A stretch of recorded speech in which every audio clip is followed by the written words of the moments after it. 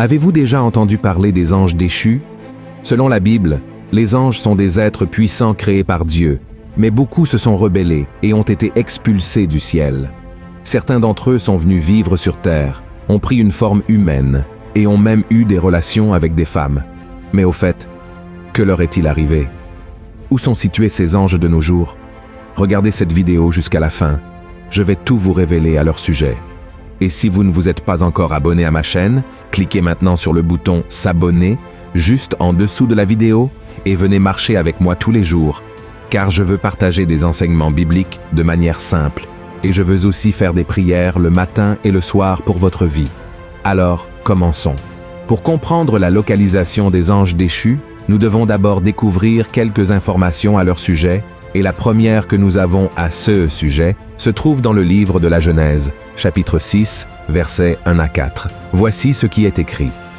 Lorsque les hommes eurent commencé à se multiplier sur la face de la terre, et que des filles leur furent nées, les fils de Dieu virent que les filles des hommes étaient belles, et ils en prirent pour femmes parmi toutes celles qu'ils choisirent. Alors l'Éternel dit, « Mon esprit ne restera pas à toujours dans l'homme, car l'homme n'est que chair, et ses jours seront de 120 ans. » Les géants étaient sur la terre en ces temps-là, après que les fils de Dieu furent venus vers les filles des hommes, et qu'elles leur eurent donné des enfants. Ce sont ces héros qui furent fameux dans l'Antiquité. La Bible nous parle de l'existence des Néphilim sur terre. Ils étaient un groupe de personnes considérées comme des géants, car ils étaient beaucoup plus grands qu'un homme ordinaire. Mais en fin de compte, comment ont-ils émergé?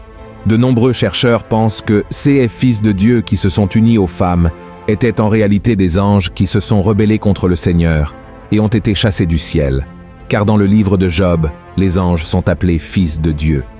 Ces anges déchus se sont matérialisés dans des corps humains et ont eu des relations avec les femmes de leur choix.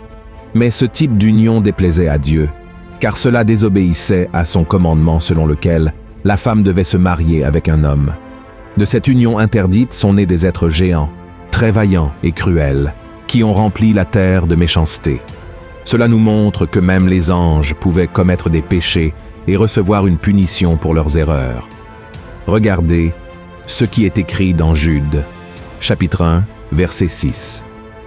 Qu'il a réservé pour le jugement du grand jour, enchaînés éternellement par les ténèbres, les anges qui n'ont pas gardé leur dignité, mais qui ont abandonné leur propre demeure. Cela nous montre que ces anges déchus qui se sont unis aux femmes sont actuellement prisonniers et enchaînés, et Dieu les maintient ainsi jusqu'au jour du jugement final, en raison de leur rébellion et de leur destruction sur la terre. L'apôtre Pierre a également dit que ces anges déchus sont retenus dans les ténèbres. Regardez ce qui est écrit dans 2 Pierre, chapitre 2. Car si Dieu n'a pas épargné les anges qui ont péché, mais s'il les a précipités dans les abîmes de ténèbres et les réserve pour le jugement, maintenant, pouvez-vous imaginer quelqu'un renonçant à une vie de lumière pour vivre dans une obscurité totale? Cela ne semble pas être un choix difficile à faire, n'est-ce pas? Car il est bien meilleur de vivre une vie de lumière. Cependant, de nombreuses personnes préfèrent parfois vivre une vie de péché et de désobéissance envers Dieu, oubliant qu'elles renoncent à une vie éternelle pour entrer dans l'abîme des ténèbres. Cela se produit parce que beaucoup ne prennent pas au sérieux la miséricorde du Seigneur. Dieu nous épargne chaque jour d'être jetés en prison. Il nous montre le chemin pour revenir à lui, mais malheureusement, beaucoup préfèrent se rebeller contre lui et contre sa parole, et comme nous le savons déjà, cela ne finira pas bien. La Bible dit dans Jean, chapitre 3, verset 19, que la lumière est venue dans le monde, et cette lumière, c'est Jésus, mais les hommes ont aimé les ténèbres plutôt que la lumière, car leurs œuvres étaient mauvaises, et ils n'ont pas voulu se repentir. Alors, frères et sœurs, que cela nous serve d'avertissement à tous, amen, et en plus de ces anges maléfiques qui sont actuellement emprisonnés, il y a aussi les autres anges qui se sont rebellés contre Dieu aux côtés de Lucifer, et ils ont été chassés du ciel. Voyez ce que dit la Bible. « Te voilà tombé du ciel, astre brillant, fils de l'aurore. Tu es abattu à terre, toi, le vainqueur des nations. Tu disais en ton cœur, je monterai au ciel, j'élèverai mon trône au-dessus des étoiles de Dieu, je m'assiérai sur la montagne de l'assemblée, à l'extrémité du septentrion. Je monterai sur le sommet des nues, je serai semblable au Très-Haut. Lucifer était un ange de lumière, mais il a péché en laissant l'orgueil dominer son cœur et en désirant être plus grand que Dieu. Ainsi, il est devenu Satan, ce qui signifie adversaire. Dans le livre d'Ézéchiel, chapitre 28, la Bible affirme qu'on a trouvé la méchanceté et la violence dans son cœur, nous montrant que même les anges avaient le libre arbitre et la sagesse. Mais ils ont choisi de ne pas écouter Dieu et ont cédé à l'orgueil, se rebellant contre lui. La Bible affirme que Satan a réussi à diriger un tiers des anges célestes, mais ils ont été expulsés et jetés sur la terre, devenant des anges déchus. Maintenant, où sont-ils?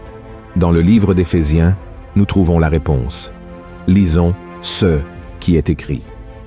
Car nous n'avons pas à lutter contre la chair et le sang, mais contre les dominations, contre les autorités, contre les princes de ce monde de ténèbres, contre les esprits méchants dans les lieux célestes. Regardez cela, frères et sœurs. Cela nous montre que Satan et les anges déchus sont partout dans le monde entier.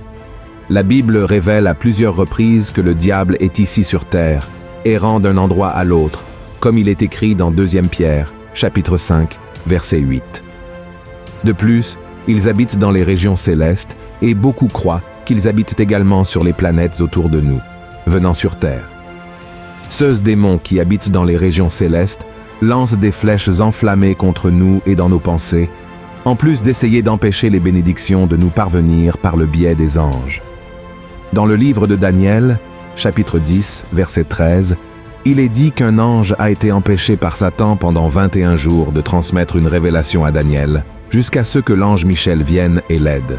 Frères et sœurs, il y a une leçon puissante que nous pouvons apprendre de tout cela. Dieu montre que même les anges n'ont pas été épargnés par la punition pour leurs actes.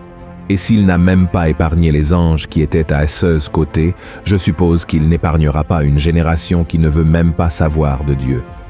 Nous savons que le Seigneur nous a donné le libre arbitre pour choisir comment nous voulons vivre nos vies. Si nous choisissons de vivre en obéissance au Seigneur et à ses enseignements, nous recevrons certainement tout. Ce qu'il nous a promis, y compris une vie à ses côtés, pour toute l'éternité. La Bible dit dans Éphésiens, chapitre 2, que le salut est par la grâce, par la foi en Jésus, et non par nos bonnes œuvres. Tout ce que nous devons faire, c'est nous repentir et croire que Christ est mort et ressuscité pour nous sauver.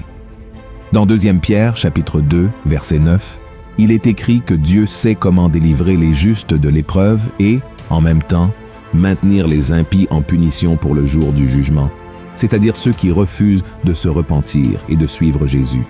Cela signifie que Dieu connaît le cœur de chaque personne et ses actions. Il sait qui obéit à sa parole et qui désire vraiment vivre à ses côtés. Mais lorsque quelqu'un décide de rejeter les enseignements du Christ et d'ignorer son sacrifice sur la croix, son destin sera certainement celui des ténèbres et des prisons éternelles. Alors, mon cher frère et ma chère sœur, acceptez aujourd'hui l'invitation du Seigneur et cherchez à marcher dans la lumière avec Jésus chaque jour. Vous verrez que c'est la meilleure décision qu'une personne puisse prendre dans la vie. Amen. Si vous avez aimé ce message, partagez-le sur WhatsApp, sur Facebook. Propageons le message de Dieu à tous et je vous attendrai dans la prochaine vidéo. Une grande étreinte.